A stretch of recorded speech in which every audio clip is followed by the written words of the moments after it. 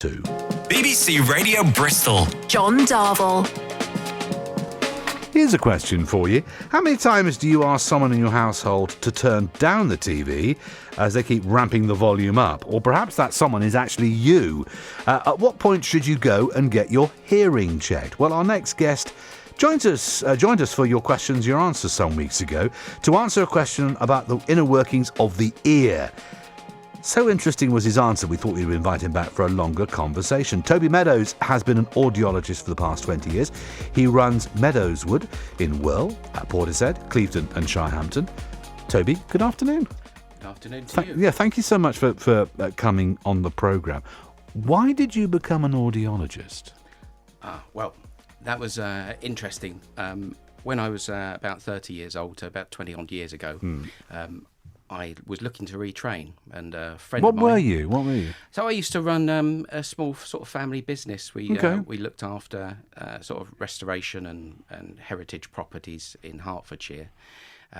So very different. Yeah, very, very different. The person that employed us, the work was coming to an end, and so I was looking to sort of change tack, really. Didn't want to do something quite so physical. Wanted to do something that sort of stretched me a little bit, use my mind a little bit more than I was doing. And so a friend of mine said that there was a new course starting up in Cambridge for audiology, specifically geared to looking after people with hearing aids. And so I thought, well, let's look into it. They took me on, was accepted onto this course, and then after that I was working in private. So my training was done sort of with private independent healthcare, but then I ended up working for Specsavers, so, helping them to deliver the lots of NHS hearing aid fittings up in Cambridgeshire. So we enjoyed a good time doing that. We saw lots of people, and it was just sort of fascinating for me. So you've sort of applied your business skills, because I mentioned the number of, you've got Whirl, Portishead, Clevedon and Shirehampton, so you've got those as opportunities. So it's something we've talked about a fair bit, is that everyone has skills. They just don't know what their skills are sometimes, and you may take a different tack. But that doesn't mean to say you junk everything that you've gone before and go and do something else, because those skills can be transferred. Yeah, that's right. And mainly with what I do, it's about communicating with people. So it's helping people. The skills that I learned before with various, people that I've met through my life actually really helps me when it comes to understanding what people are looking for in life, recognising the situations they may face at home, and kind of decoding the problems that they bring me. It's all about people. Now, let's just talk about ears, because ears are a bit like eyes. You probably don't know you've got a problem until you think you might have a problem. And I remember this vividly. I didn't think I had a problem with my eyes, and I went to an optician. I was working in Kingswood at the time. This was 1993. And I had an eye test. I said, yeah, you need glasses. So I picked up my very first set of glasses, and I drove home out of Kingswood through Staple Hill into Downend. So I drove that road. You may know it well. And I put my glasses on. I went, oh, because I could see things that I hadn't seen properly for quite some time. I didn't think I needed glasses until I thought I better get my eyes checked. And I just wonder how do you know if you've got a hearing problem? Well, that's it. It's exactly right. You either do hear something or you don't hear something. But how do you know if you don't hear it? This is the problem. So many people don't, and that's why in the over 60s, for instance, 1 in 6, sometimes people say 1 in 5, have got a hearing loss that they just don't know about. They never had it tested, and the only way of actually checking you've got a hearing loss is to measure it. So your benchmark is, I mentioned in the introduction there that if you turn the TV up, then that's, older people always seem to have the TV up louder than younger people. If you spend your time in a room of people talking and you're going, what? Because you can't hear properly. Those are very clear signs, but it may be subtler than that, though. Well, they are clear signs, but the interesting thing is the person who's asking what, or pardon, or sorry, can you repeat that? It becomes so ingrained as a habit, they don't really know that they're asking what That's the way that some people cope with hearing loss, is they will ask people to repeat themselves. Other people withdraw into their shell a little bit and just will avoid conversations. Now, that's an interesting point, isn't it? Because if you feel that you can't go out, you can't hear properly, you just withdraw rather than tackling the problem. Yeah, it's a so massive... it can be isolating then. Hearing loss can be very isolating. It's a massive problem with people who can't hear, is the fact that they socially isolate themselves. So they put themselves into a situation where they're avoiding having conversations. They're avoiding spending time out of doors where they don't feel quite so safe because they can't understand what's going on. If the current Mrs. D is listening, there is a phrase I use at home where I know she's talking, and I will just say, not a word, which is my way of saying, didn't hear you, because she's normally got her back to me. She's in a different room, and I've got a dishwasher going in my ears. So I will say, not a word, and I will then walk and say, could you say that again, please? No, that's not a hearing problem, is it?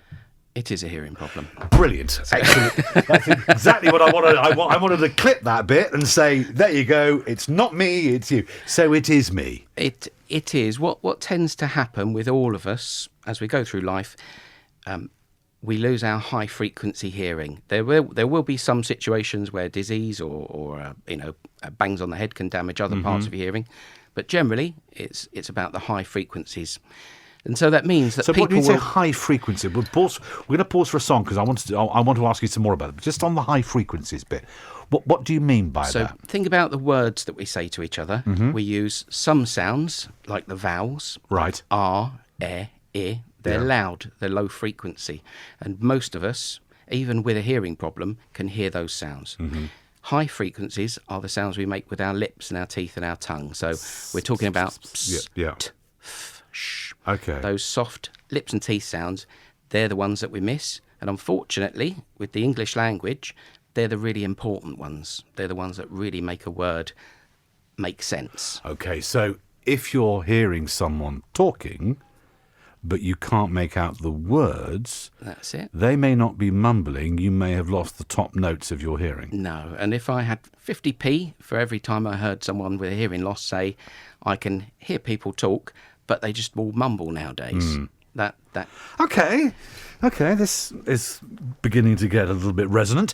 But let's pause, because I want to talk about what can be done about this, because hearing aids, I know the days of the ear trumpet are a dim, distant memory, but hearing aids and other things as well. With us to talk all things hearing is our guest expert today, Toby Meadows, audiologist. More from him after Roxy Music on BBC Radio Bristol. Still with us, though, is our guest, Toby Meadows, audiologist. He runs Meadows Wood in Well, Portishead, Clevedon and Shirehampton. Toby, we were talking about how your hearing works, or indeed doesn't, and how isolating it can be. And I mentioned the ear trumpet just before we broke for Roxy Music. Most people would perceive that if they got a hearing problem, you just need to turn up the volume.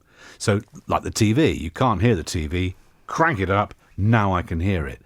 That's not the case, is it? It's very rare for someone to lose their hearing equally across all of the different frequencies. And so therefore, if you just turn up volume like you do on your television where it just raises everything, you're not necessarily going to hear much more clearly. And quite often, actually, as you turn up the volume on a TV, things will get less clear because you're sort of stressing the speaker, and it actually gets harder for a person with hearing loss to hear it. What you really need to do is look at the individual sounds that people can't hear. So we talk about the vowel sounds, which are nice and loud and low. Yep. Some people can hear a sound from an A, like an ah sound. They can hear that absolutely clearly. But then if you say the letter T or a T sound, they may not hear it at all. And that can be true for the same person in one word or one conversation. So this isn't about volume then. This is about frequency. It's about clarity and definition. Okay. So with most people's hearing, they can hear something. They're not deaf, what we call deaf, which is where you can't hear anything.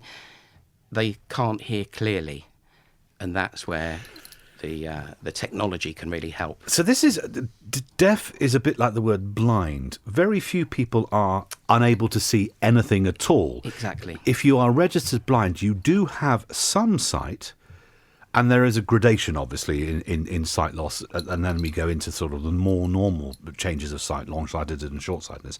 So in hearing, you will hear certain sounds, but other sounds you won't.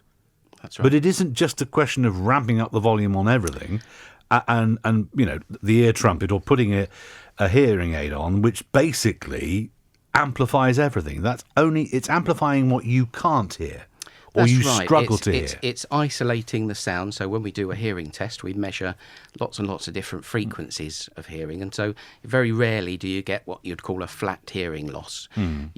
Most people, it's the high frequencies that wear out first, and so they specifically are the clarity sounds in speech. So whenever we're talking about correcting someone's hearing, the main thing that we're looking to do is clarify speech for them so that they can have a conversation, they can understand what's going on with their friends and family. And would that work on a one-to-one basis?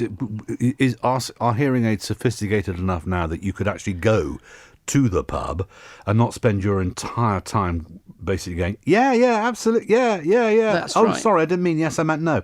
But you can, they are able to pull your hearing or put your hearing back into what it might have been 20, 30 years ago. Yeah, that's it. It will never give us the perfect hearing that we have as teenagers. What we can do, though, is get people hearing very well. And that includes in background noise situations. There are sometimes problems where the hearing system has been kind of not used for such a long time, where someone's had such an ingrained hearing loss, if you like, that the brain has lost some of its capacity to understand the sounds that you get. And hearing is an indicator of other health. It's not a correlator, but it's an indicator of other health issues, isn't it? That's right. We know that if you're not hearing well, you're more likely to experience falls. You've got a 40% higher risk of falling. Things like anxiety and depression. These are all problems that we experience as we get older. They are made worse when you can't hear. That's a given nowadays. Yeah. Also, things like dementia. Whilst having a hearing loss won't cause dementia, it can help you out if dementia is in your pathway. If it's something you're going to experience. So it can be isolating, and it can be an indicator of perhaps other issues, or indeed it can help you support. Better hearing can help you deal with those other issues. Yeah, better hearing. Would that be fair to say? Yeah, better hearing will have a positive impact. A couple of last questions before I let you go. Again, there'll be those who will be a bit embarrassed about the idea of hearing aids, and of course it's a surrender. Hearing aids haven't arrived where glasses have they? Yet. No, I mean, insofar as you can get cool glasses, you can look windswept and interesting in a pair of glasses. Not so in a pair of hearing. There is that sort of haven't quite got there yet. There is still a little bit of stigma about it, but I think that's because even with our experiences as we're growing up, for instance, I remember as a child seeing people with a box with wires, on their chest that were going up to their ears, and it was very unsightly. And obviously, as a young person, you tend to sort of shy away from differences. Nowadays, most of my clients, you wouldn't know that they were wearing hearing aids unless they told you. And sometimes nowadays, with the technology that's involved, the way that they connect to things like their phones and tablets and computers, actually a lot of men get quite geeky and really interested in the technology because they're wearing tech. Well, that's it. Fascinating subjects. Toby, thank you so much for coming in and talking it through, because there's a heck of a lot more to ears than. It's a real pleasure. Really was a pleasure to have you here. Toby Meadows, audiologist from World Portishead, Clevedon and Shirehampton. Have a good afternoon.